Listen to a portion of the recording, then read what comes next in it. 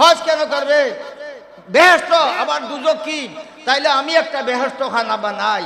সে নিজের নিজে খোদাই দাবি করছে আর একটা বেহেশত খানা বানাইছে, শান্তির জায়গা। দুনিয়ার মানুষকে দাওয়াত দিছে, এই মরার পরে আর বেহেশত লাগবে না, এই জিতা অবস্থায় এই বেহেশত ঢুকতে পারবা। এত সুন্দর মনোরম একটা ঘর বানাইছে বেহেশত খানা, আর বেহেশত খানার ভিতরে গিয়া আগে নিজে ঢুকতো না শান্তির ভিতরে। বলে যেমনে গিয়া দরজার মধ্যে পাও দিছে, এক পাও ভিতরে আর এক পাও বাহিরে রইছে, বেহেশত আর ঢুকতে পারলো না। আজরাইল আলাইহিস সালাম আসিয়া তার জান লইয়া গেছে। সুবহানাল্লাহ। এজন্য বলা হয়, কবিয়ে বলেন, যে বানাইছে সে খাওয়াইবে কোরআনের বাণী, তার কাছেতে তোমার কেন মাথা ঘামানি। মাথা ঘামাইলো সাদ্দাদ, বেহেশতেরই দরজায় গিয়ে মিঠে গেল স্বাদ। ফেরাউনে নীল দরিয়ায় ঠাই পাইলনি, তার কাছেতে তোমার কেন মাথা ঘামানি। বন্ধুগণ আমার, আমি আপনাদের সামনে কোরআনে কারীমের আয়াত তেলাওয়াত করছি। আফা হাসিবিতুম আন্নামা খালাকনাকুম আবাসা।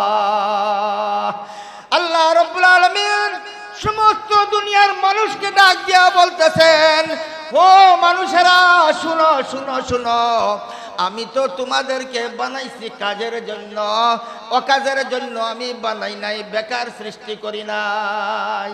আল্লাহ আমাদেরকে বানাইছেন কাজের জন্য। আর কি কাজ? আর এই দুনিয়াতে কাজ করার পরে ওয়া ইলাইহি তুরজাউন, সবাই ধর্ণা দিতে হবে আল্লাহ তাআলার দরবার, ঠিক কিনা? আমার যদি মারার পরে আগুনে জ্বালাইয়া ছাই করিয়া নদীতে ফালাইয়া দেওয়া হয়, তো আল্লাহ তাআলা কি পারবেন? আল্লাহ কি পারবেন আমাকে আবার মানুষ বানাইতে? কাদির কুদরত দারি হরছে খাহি আকুনি, কাদির কুদরত দারি হরছে খাহি আকুনি, মুর্দা রাজা হাম তো বখশি জিন্দা রাজে বেকুনি। আল্লাহ তো এমন শক্তিশালী, মরারে জিন্দা আর জিন্দারে মরা বানাইতে পারেন। কে পারেন? আল্লাহ। মানুষের কল্পনার বাহিরে সব কিছু আল্লাহ করতে পারেন। যেটা আমি কল্পনা করছি না, এটা আমার আল্লাহ করিয়া দেখাইতে পারছেন, দিছেন। এজন্য আমাদের জায়গা কোথায়? বলে আমরা তো আখিরাতে যাব, বেহেশত যাব, ওই আমাদের ঠিকানা। এই জন্য আল্লাহ তাআলা বলতেছেন, আমি কি তোমরা বেকার সৃষ্টি করছিনি?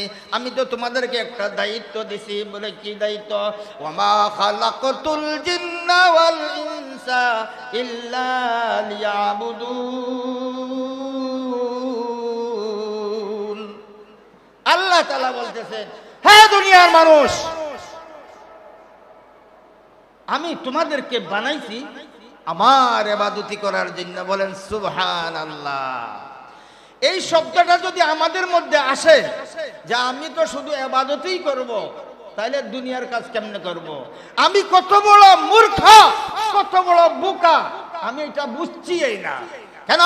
আই এম মুসলিম, আমি একজন মুসলমান, আর মুসলমানের সব কথা ইবাদত। বলেন সুবহানাল্লাহ। মুসলমানের সব কথা কি? ইবাদত। ইবাদত ছাড়া কোনো কথাই হবে না।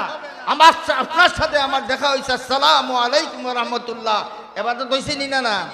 আপনি ভালো আছেন শব্দটা, হ্যাঁ, ইবাদত হইছে কিনা? মুস্কি হাসি দিলাম, আল্লাহ রাসূল বলেন মুস্কি হাসি মুস্তাহাব, সুন্নাত। বলে একটা সুন্নাত আল্লাহ রাসূলের আমি আদায় করলাম। একটা সুন্নাত যদি কোনো মানুষে দুনিয়াতে আদায় করে, 100 শহীদের মর্যাদা আল্লাহ তাআলা তারে দান করে। সুবহানাল্লাহ। এজন্য মানুষ ঘুমানি তার ইবাদতি। আল্লাহ রাসূল সাল্লাল্লাহু আলাইহি ওয়াসাল্লামের তরিকা মতো যদি আমি পানি খাই, ওই পানি আমার ইবাদতি হইয়া যায়, সওয়াব হইতে আছে। আমি মাইন্ডে একটু পরিবর্তন করি, আমার যে সিস্টেমটা আছে এটাতে একটু পরিবর্তন করি, আমি তো অবশ্যই পানি খাবো, পানি তো আমাকে খাইতেই হবে। তাহলে আমি এই পানিটারে একটু বসিয়া খাই, একটা সুন্নত আদায় হইয়া গেল। ওই পানিটারে আমি ডাইন হাতে খাই, আরেকটা সুন্নত আদায় হইয়া গেল। ওই পানিটারে আমি 3 কুল্লিয়ে খাই, আমার আরেকটা সুন্নত আদায় হয়ে গেল। সুবহানাল্লাহ। কতটা সুন্নত একটার ভিতরে, হ্যাঁ? আর প্রতিটা সুন্নত, একটা সুন্নতের দাম, একটা সুন্নতের মর্যাদা সারা পৃথিবী বিক্রি করিয়া হবে না। সুবহানাল্লাহ। আমি তো টের পাইতেছি না এটা কি সুন্নাত? আমার ঘুমানো সুন্নত যদি রসুলের তরিকায় হয়, আমার পেশাব করা সুন্নত, পায়খানা করা সুন্নত যদি নবীজির তরিকা মতে হয়। আর যদি নবীজির তরিকা ছাড়া হয় তা আমার পেশাব পায়খানা খাওয়া দাওয়া সব গরুর মতো হইল, ঠিক কিনা? গরুর মাঝে কোনো আমল আছে?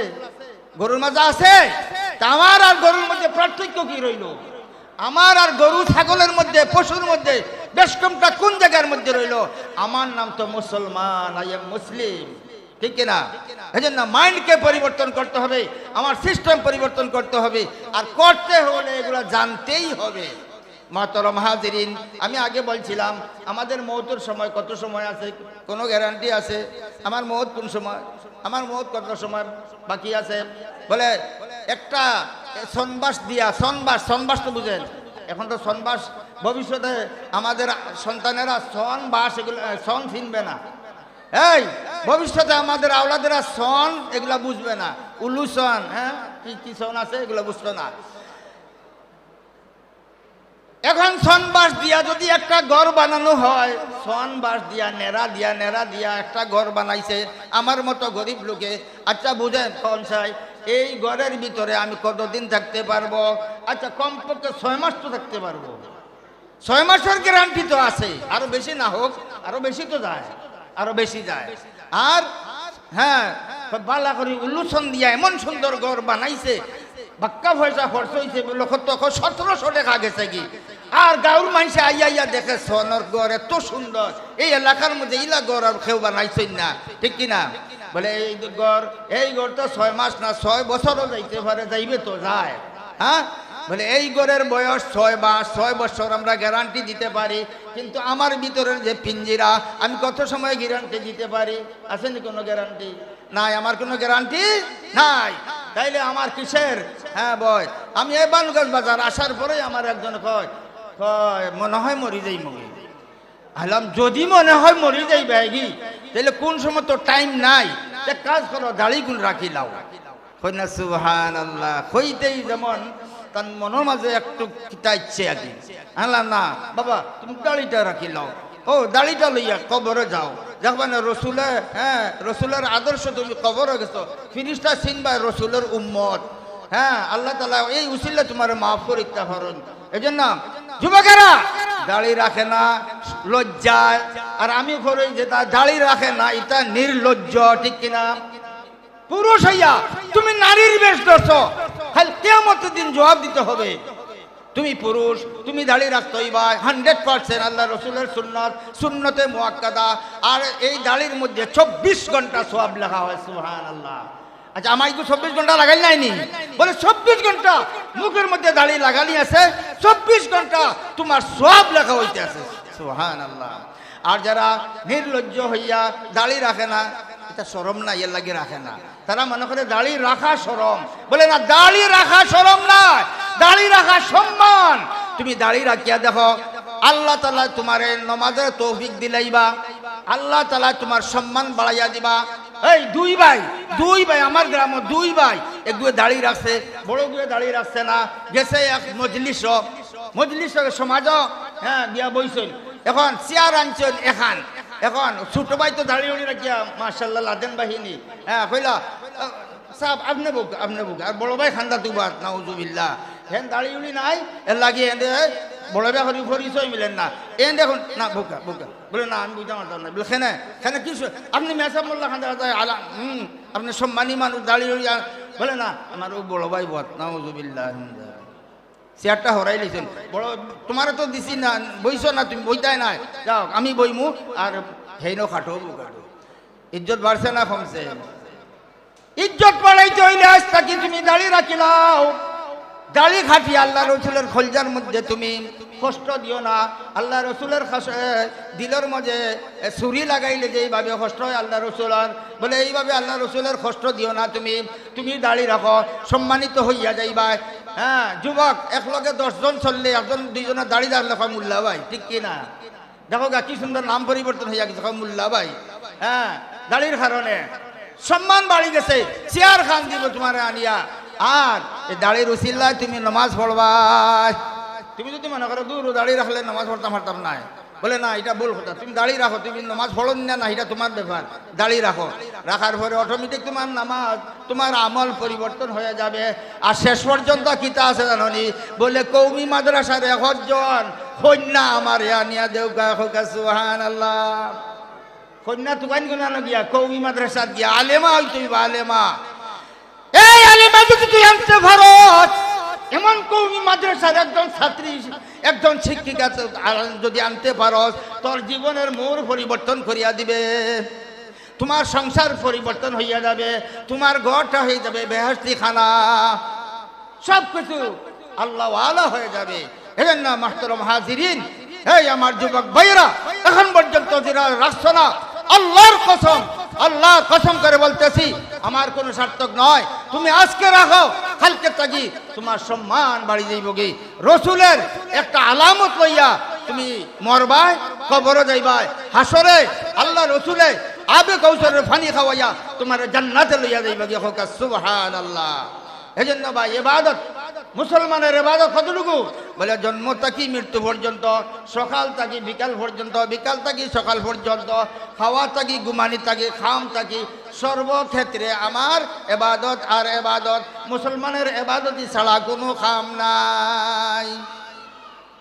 এখন কোনো মুসলমান যদি চুরি করে, এটা ইবাদত নেই। বলে না, হে মুসলমান থাকা অবস্থায় হে চুরি করে, হিগু তার আলাদা গুনাহ করতে আছে, গুনাহ করে। এজন্য গুনাহ থেকে আমি বাঁচি ভাই, আমি নামাজ ধরি, দাঁড়িয়ে রাখি, নামাজ ধরি, আল্লাহকে হচ্ছে হাতে ধরি, পায়ে ধরি। হ্যাঁ যুবকেরা, হাতে ধরি, পায়ে ধরি, তোমরা দাঁড়িয়ে রাখো, 5 ওয়াক্ত নামাজ পড়ো, 5 ওয়াক্ত নামাজ। গেলাম এক জানাজার মধ্যে আজকে, আল্লাহু আকবার, আল্লাহ তাআলা মাফ করতা।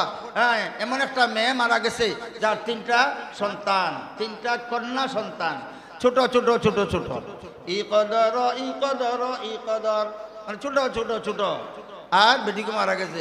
ফেলাম এক দাবা, হাজার হাজার মানুষ আসলা, ফেলাম বাবা এই বেটি যে মরল খাটলো নি, এই হুরুতা গুণ থইয়া মরল, আর এই বেটি একবারে কম বয়স মরল খাটলো নি বা, এখন সকলে আটকা কিচ্ছু মাতুন না।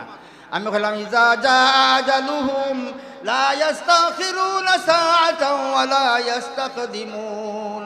শেষ নাই না আতা নাই লোক মাহতারাম হাজিরিন। এজন্য হায়াত আল্লাহর কাছে দেও, ডেট নাই।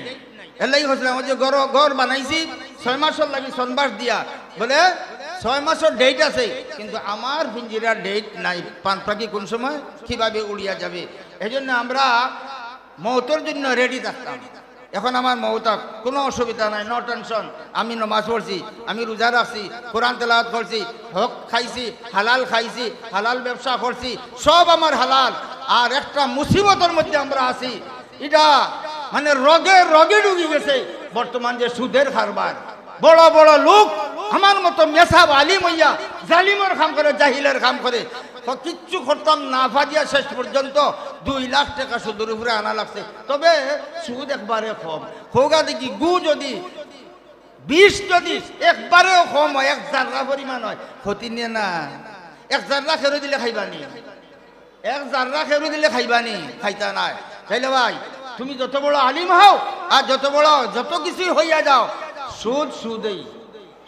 সুদেই এটা হালাল কখনো করা যাবে না, কোনো তাবিল করার উপায় নাই। বলে সুদ কম নে, বলে সুদ কম নে, এটার নামই সুদ। বলে অক্ষর তো আর সময়টা হারতায় নাই, এগুলার থেকে আমি বাঁচি। এই জন্য বলা হয়েছে যে রিজেক আল্লাহর হাত, এই রিজেক আল্লাহর হাত, রিজেক আল্লাহ আমারে দিবা। আমি 100 গ্যারান্টি দিয়া হইতাম পারমু, যদি আমার তাওয়াক্কাল ভরসা একমাত্র আমার আল্লাহর উপরে থাকে।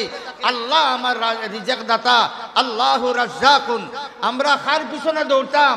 রিজিকের পিছনে দৌড়তাম। বিষয়টা আপনার কাছে দিলাম, রিজিকের পিছনে দৌড়তাম না রাজ্জাকের পিছনে দৌড়তাম? বুঝছেন না আমার কথাটা? আল্লাহ আমাদের রাজ্জাক, কার পিছনে দৌড়তাম? রাজ্জাকের পিছনে না রিজিকের পিছনে? রাজ্জাকের পিছনে দৌড়তাম। মারহাবা, সবাই হোক মারহাবা। আল্লামা কাসিমি সাহেব জিন্দাবাদ, জিন্দাবাদ। আল্লামা কাসিমি সাহেব জিন্দাবাদ, জিন্দাবাদ। মারহাবা। ইনশাআল্লাহ হ্যাঁ, উলামায়ে এখন তো শিবান লইছেন, এখন সাহাবাগুলোর বয়ান হবে ইনশাআল্লাহ। আর আমি তো এলাকার মানুষ, হ্যাঁ দুই চার কথা আপনার সামনে হয়েছি।